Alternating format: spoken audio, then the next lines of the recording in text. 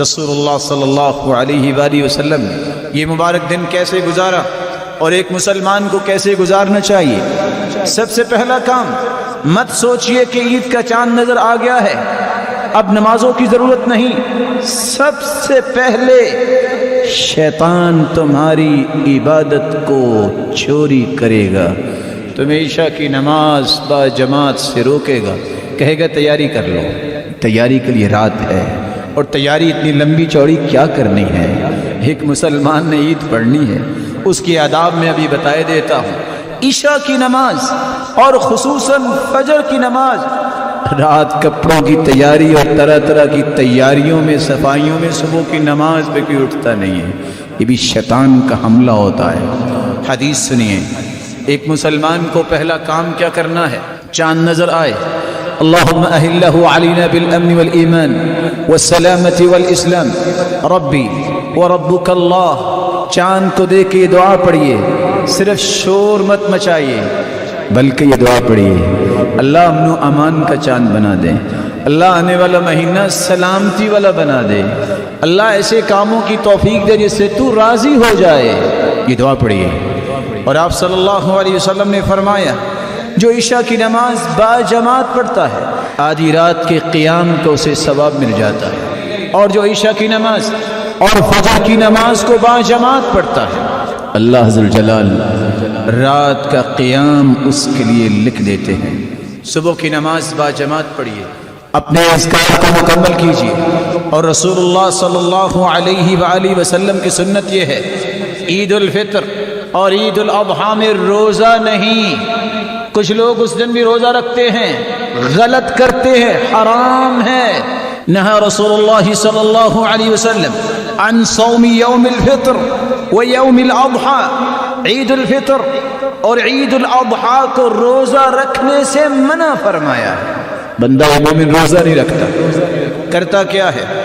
آپ کا طریقہ مبارک یہ تھا، آپ صلی اللہ علیہ وسلم عید الفطر پڑھنے جاتے تو کھجوریں کھا کے جایا کرتے، اور وطر یعنی تا عدد استعمال کرتے، 1 3 5 7۔ کتنا ہی اچھا ہو گھر والوں کے اندر ایک ایسا شخص یہ ذمہ داری اٹھائے، میں نے سنت کو زندہ کرنا ہے، پلیٹ میں کھجوریں لے، گھر سے نکلنے سے پہلے کہے پلیٹ لے کے سامنے آئے، یہ سنت کھجوریں کھا کے جاؤ، دروازے پہ کھڑا ہو سکتا ہے۔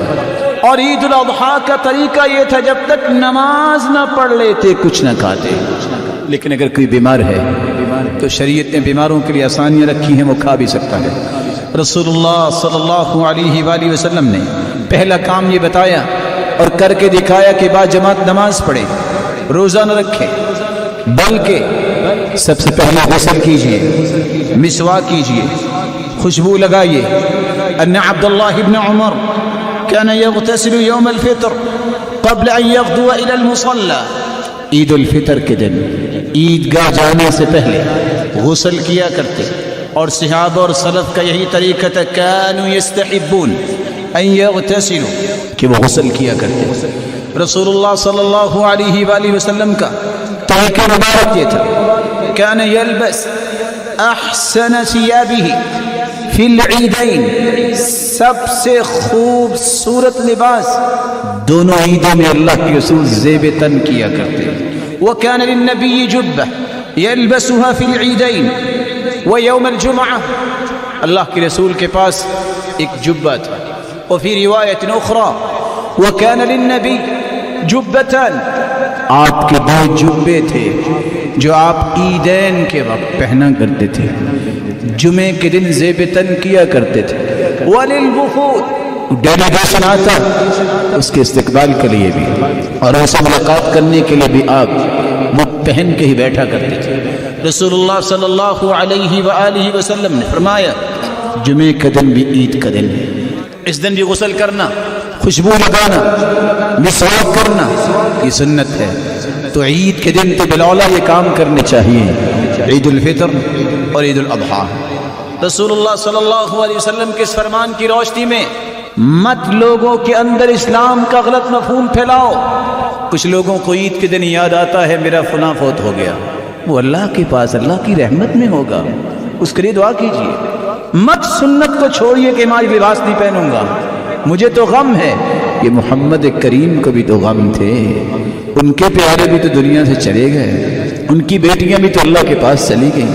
یہ صحابہ کرام کو بھی غم تھے، لیکن یہ غم خوشی میں رکاوٹ نہیں بنے۔ اور یہ جاہلوں کا طریقہ ہے کہ آج کسی خاندان میں کوئی فوت ہو جائے، شادی طے کی ہوئی 6 مہینے 7 سال لیٹ ہو جاتی ہے۔ یہ کوئی طریقہ ہے زندگی نہیں، یہ محمد مصطفیٰ نے طریقہ نہیں بتایا۔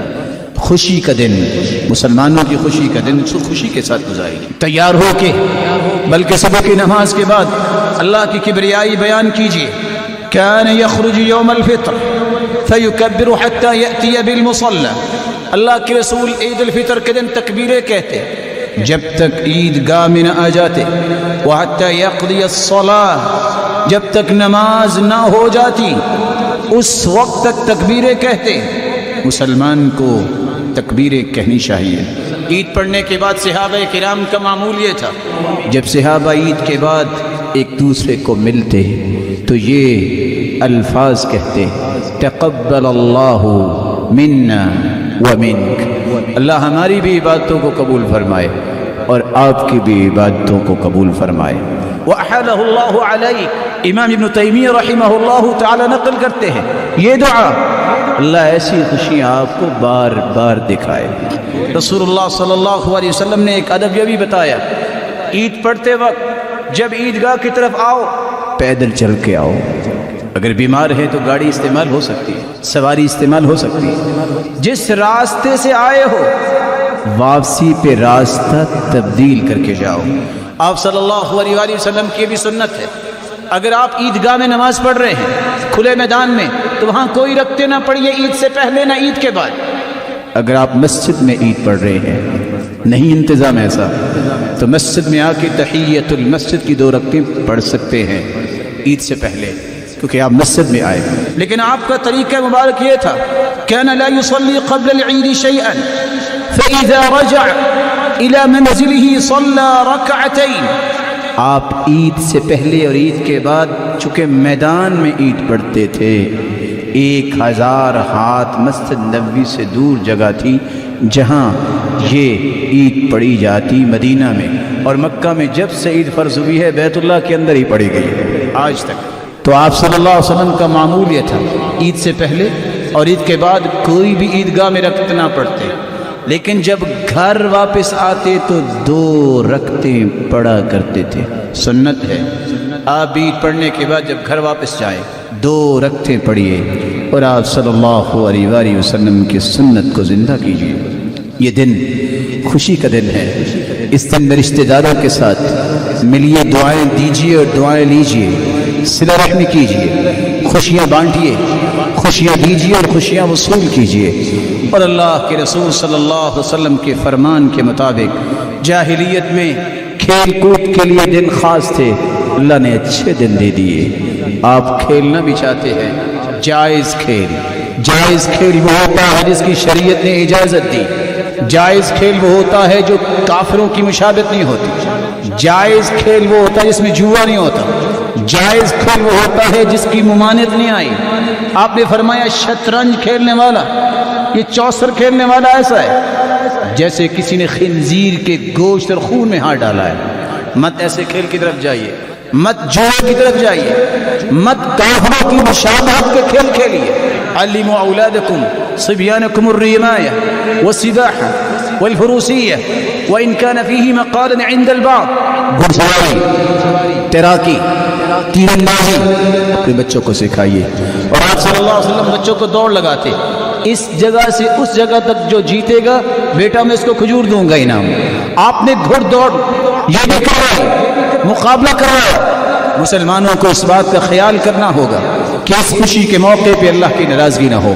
اللہ ذوالجلال یہ خوشی کے موقع ایمان کی حالت میں دیکھنے کی توفیق عطا فرمائے اور ان آداب کو ملحوظ خاطر رکھنے کی توفیق دے۔ وآخر دعوانا الحمدللہ۔